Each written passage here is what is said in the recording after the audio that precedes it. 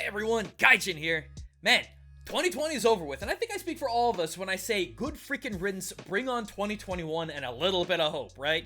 But, with the new year comes New Year's resolutions, and I think the biggest one that we can all agree with that everyone tries to get into is losing weight.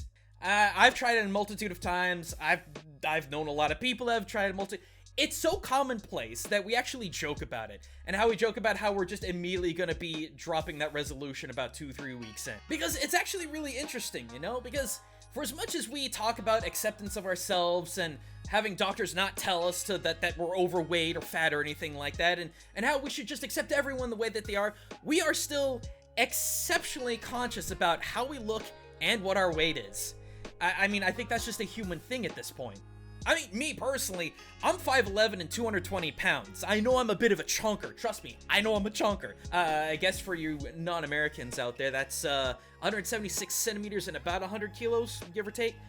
I know I'm a big chunky boy, and I know that I need to fix that. But here's the thing. Instead of worrying about weight specifically, I'm trying to take a new look into how to do this, and part of that has a lot to do with a more gradual change in watching what I put into my body, such as trying to fight off my sugar and caffeine addictions. I've been without a Coke for about a week. Those first couple of days were really, really rough, but I'm bouncing back. I'm trying to pull back on sugar. I'm trying to drink a lot more tea. I'm trying to get out of fast food and frozen foods, because that's just horrible for you. More fresh foods, and man, I really got to get back in a ring fit. The goal is to just, like I said, put better things in me and just be more active in general. Not like set this big line of I gotta drop 30 pounds and then I'm gonna be happy. That's where I gotta be. It's more of a lifestyle thing, and it's definitely gotta be more gradual. But here's the interesting thing. While a lot of Japanese foods have been really helping me with that, like, bless Mitsuwa for existing, I've been able to get into all different kinds of homemade Japanese foods that is just so much better for me. The thing that I've been reflecting on a whole lot over the last couple of days is, and this is gonna sound weird, but honestly, the one thing that has made my ongoing experience, like living in Japan, working in Japan, visiting Japan, just being in that country, has been how it's actually made me more okay with my body than I ever have before. Now I know a lot of you are gonna say, especially if you've been over living in Japan for any amount of time, wow, that seems really backwards, Gaijin. What are you getting on about? The funny thing is, you could go to countless J-vloggers, and they'll all have similar stories, such as, like, I remember Chris Abroad put up a video about 3 years ago, something like that, talking about how when he was starting to put on weight, he got poked a lot of people made commentary. It was like backhanded, like not in your face insulting, but it just kind of made you uncomfortable. And yeah, I've gone through a lot of that in my years living abroad, working abroad, studying abroad, and I'll get to those in a second. But that unfortunately does exist. That sort of teasing and borderline bullying actually does exist in Japan, but I kind of understand why. Japan probably still is the thinnest and most health conscious country in the entire world. Being overweight there can actually get your place of employment or local government heavily fined by the centralized government. I'm not joking. It's the Metabola. It was introduced in, I think, April of 2008, where between the ages of 40 and 74, every time you go in for your annual physical, because everyone does that, they're gonna check your waistline. If you're 35 inches around, you could find yourself getting hit with mandated counseling and monitoring, of all things, to make sure that your waistline's going back down. Like, it's a regulation. Seems kind of weird, right? But it's been kicking since 2008. Now, if you thought that was a lot of pressure for a regular salaryman or office worker guy who's sitting at his desk 8, 10, 12 hours a day, I doubt you could even stomach the nightmare that women in Japan go through, because it's not only harassment and just beating in your face that you gotta be thin in your place of employment. It's also everywhere in the media. Everywhere in the media. I've seen so many commercials where it's like, hey, ladies, you can burn like just an inch of fat, and it could make for its own video. For a couple of my female Japanese friends that I made over in Japan, one of the things that they talk about all the time is just, oh, I'm so fat, oh, I'm overweight, oh, I'm worried if I can. It's a nightmare. Like, I can't even equate it to anything else. To be fair though, if you're in a country that uses universal healthcare, I can kind of understand why you might be a little anal retentive about stuff like this, because it's the average everyday people who are paying taxes that are paying into the system, and if all of a sudden there's this big health epidemic about people getting overweight or the whole Metabola syndrome issue going around, they're the ones who's going to be fronting that.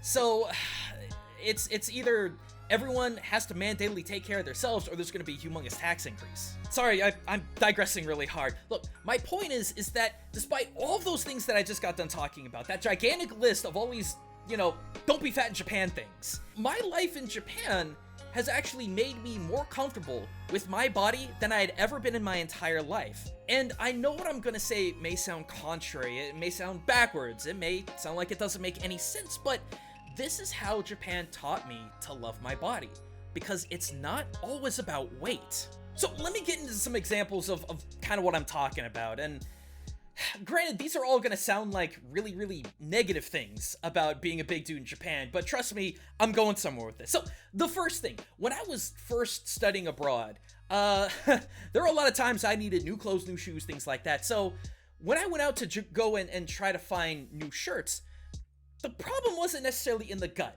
And I mean, yeah, having a gut is gonna make shirts fit tighter, because that's just how it is. But when it comes to Japanese cuts, it was more in the shoulders and in the back. Like, I'm wearing a Uniqlo shirt right now. It is an XL. I've been slimming down a little bit, it fits a little bit better, but it's always tight at the shoulders and the back. And that's the thing. That had so very little to do with my personal weight, it's more of my build. Because I could lose all of my visceral fat. Like, I could be healthy, but I'm still gonna have a big frame and a big build. So it just doesn't fit. And then there's the time that I needed to get new shoes, because I didn't realize going to Japan for the first time how much walking I really would be doing. And I wore my shoes out really, really fast. Here's the problem with that. I have 10.5 to 11 size feet, depending on which kind of shoes. That size doesn't exist. That size really does not exist in Japan. The only size shoe that I could find while I was studying abroad with my poor host family, because they actually took me shoe shopping, were boots. I guess I take that back. They were more of like a boot shoe hybrid. I wish I still had them, but it was, your feet can't get super fat. Like, your feet can't get obese. Like, you can get fat in your legs, in your feet, whatever, but it's like, you're not gonna go up multiple shoe sizes because your feet are fat. So again, it's not necessarily about being fat, it's just about being big. And then the jeans. Oh my god. If I ever have to go pants shopping again in Japan, So here's the thing. I also needed to get new pants, and my host family took me out to like like a jeans outlet place in order to try and find some. I couldn't find any that fit. We literally spent like a half hour there. I couldn't find any fit. You wanna know why? It wasn't the waist. The waist fit. It was my thighs. I've got big sort of, well, I like to think they're muscular thighs. They don't feel like they got a lot of fat on them. I just get big thighs. Again, even if I lost a whole bunch of weight, I still got big muscly thighs that I can't really do anything about. So in all the experiences that I had being a big dude in Japan and finding clothes and just clothes not fitting, it had more to do with my relative build and not so much about the gut that I had or fat distribution elsewhere. It was just shoulders, back, thighs, feet. I was just a big dude. Now, that's not to say that I didn't get harassed, because that definitely did happen, and especially when I was working abroad. I can't count the number of times that my high school students would come up to me and poke me in the gut, just beep, beep, beep, poonie, poonie, poonie, poonie. It happened. It happened a whole lot. It got to a point where I just kind of didn't care about it. I mean, there's a video that I need to do later on talking about, like, the greatest experience that I ever had in Japan when it came to being a grassroots diplomat. But long story short, there were a couple of junior high girls that I just kind of ran into. We just started talking, and it started off being really, really proper polite. The tatami was on full display, but by the end of it, they're sitting there poking me in the gut. This could be so demoralizing to a lot of people, because it would be demoralizing to me here if it happened here. If I had random people coming up, just call me fat, poking me in the gut. And I mean, the worst experience of this was back when I was teaching. I had a whole bunch of my I had like 2 or 3, sorry, not a whole bunch. I had 2 or 3 like Sanensei girls coming up to me, 3rd year girls. They were fixing to graduate, and came up to me and like, hey, is it true that foreigners drink Coke all the time? Yada yada yada. And I was starting to answer them, And then the math teacher who sat over across from me was like, oh yeah, of course they drink Coke all the time. Why do you think he's so fat? And granted, that hurt. That hurt a lot. I've not had a rough instance like that in Japan since. And that probably is the worst example that I have. But all of those were kind of my go-to examples of what it was like to be a big dude in Japan. But here's the thing. I had a realization in August 2019. That was the last time that I was able to go back to Japan before all this insanity hit, right? Despite any harassment that I got, whether it be playful or actually malicious, the one time and the one place where it did not happen wasn't in Onsen. And you'd think that this would be, like, kind of prime, right? Like, you're naked, everything is laid bare, you have no clothing tricks, like dark color stripes, anything, to hide your weight, your general size, anything, right? All judgment's thrown out the window. This is the one thing I just love about Onsens. No one judges you. No one. Whereas so many of us can have horror stories about changing in a locker room or sharing a shower in high school, and that's where a lot of the ridicule happens. You will not find that in Onsens, ever. In fact, you'll find the exact opposite of this. You'll find Hadaka no Tsukiai, which basically means like naked friendships, naked relationships, and I know that sounds bad, but what that basically revolves around is that you actually become closer with, you could become closer with friends and other people because there's nothing to hide. You are who you are. And this is going to be weird, but the connections you make at Onsens are some of the most memorable.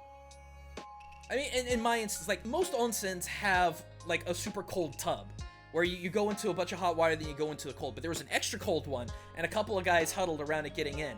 I got in, which, you know, there's me, and then there's a whole bunch of Japanese dudes in the cold Onsen, just trying to hold it together, and I've told the story before, but anyway, I sat there and I'm like, dekiru kamo, dekiru kamo, dekiru kamo, and it was a little experience, because all of them started cracking up. There was no commentary. There was no commentary about me being fat.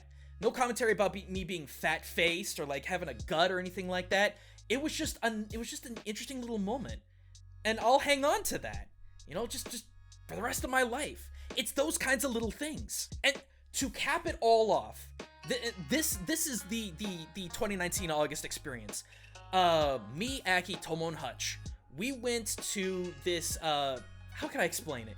It's called Maneki Neko, which the brand itself is more about karaoke, but they've kind of moved on to little onsen kind of, it's like onsen food, general relaxation, stuff like that. It's not quite like a sento. If you took Uedo Onsen Monogatari and basically kind of shrunk it down in scale, that's basically what this was. And it was so weird. So I went in, I want to stay a little bit longer. Hutch had already gone back in, and I'm sitting here in one of these lay down pools, and it's like me and like 3 other dudes. I think probably between the ages of 40, 50, 60, something like that. No one's paying attention. There's a big screen TV. We're just sitting there watching TV. In the corner of my eye, I see a girl who could not have been any older than like 32.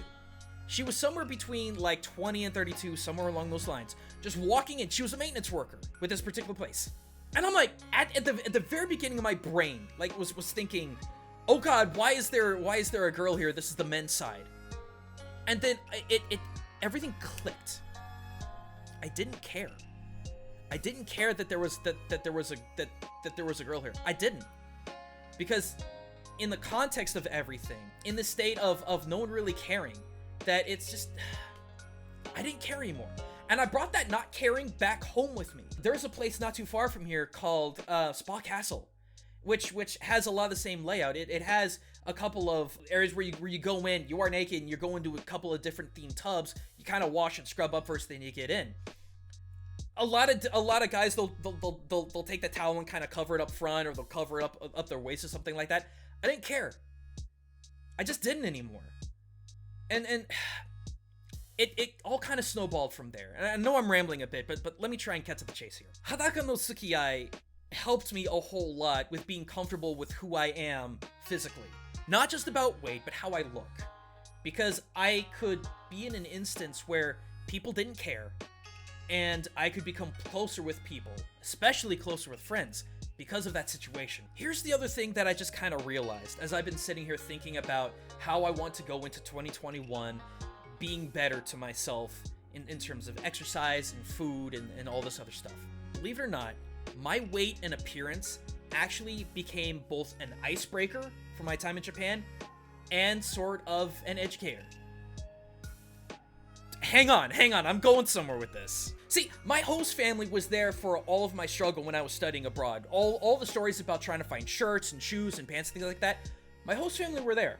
They saw that it wasn't my stomach, it wasn't my waist, it was my shoulders, it was my back, it was my thighs, and it was just the size of my feet. All these things are not overweight aspects of my body. They saw that, hey, there are people who are just bigger built, you know? I've met people who firmly believe that there is obese and then there is Japan size, because that's all they know. Being born, growing up, and living in Japan, if that's all you see, that's all you know, and that's what you expect a lot of the world to be. I mean, you'll see in popular media like, oh, Americans are fat, whatever. But if that's the only take that you have, that's a pretty rough take. Because yeah, people are just built differently. Some are built big, some are built small.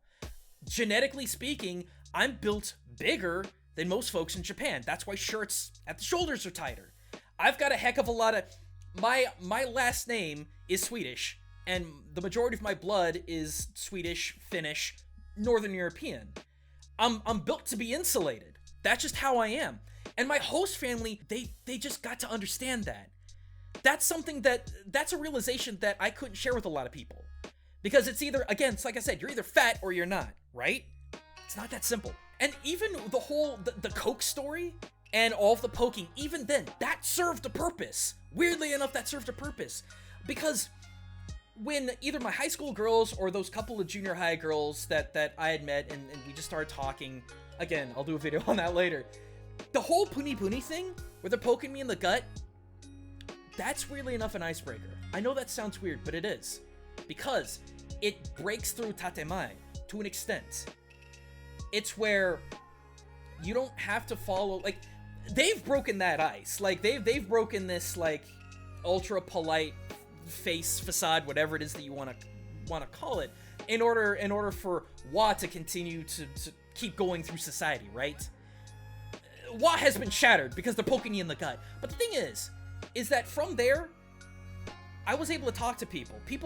After that, people were a little bit more comfortable around me. Because like I said, there is the harshness of, oh yeah, he's American, he's fat, he drinks Coke all the time, and someone coming up to you, poking you, and just like being silly with it. It's so hard to explain. I'm struggling to try and explain it. But it really pulls apart this wall that people in Japan will put up. It either it breaks it down completely or at least partially. And that's honestly when I had some of the more closer human one-to-one interactions with people. I know it's hard to explain, but trust me, that's just how it feels. And then with the whole Coke thing that I had with my Sanensei girls, I was through that, through my weight, through Coke, and especially through that math teacher, I was able to go back and talk to those girls. I was able to tell them that there is a sugar epidemic in the United States, and a lot of us are fat because we're addicted to it. These were moments that I was able to take, these negative moments about being a fat dude in Japan, and I was able to spin them into something that was just so much more important, so much better, so much of a better multicultural experience. I'm sorry, it's hard to explain this, but I hope you guys are picking up what I'm putting down. Now, this is not to say, hey, go become obese and then go to Japan as a grassroots diplomat or as a cultural relations tool. I'm not saying do that. What I'm saying is, through a unique position that I, as a foreigner living in Japan, was in, by being myself physically, I had so many more opportunities to connect with people.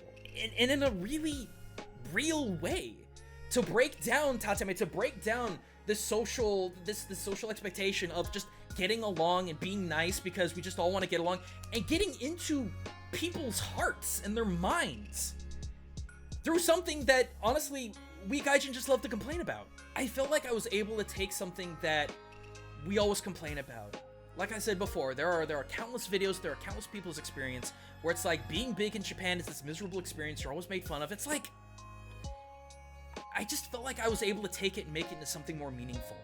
And that's why I feel so much better about my weight and who I am, and why I don't care as much anymore about visibly looking optimal.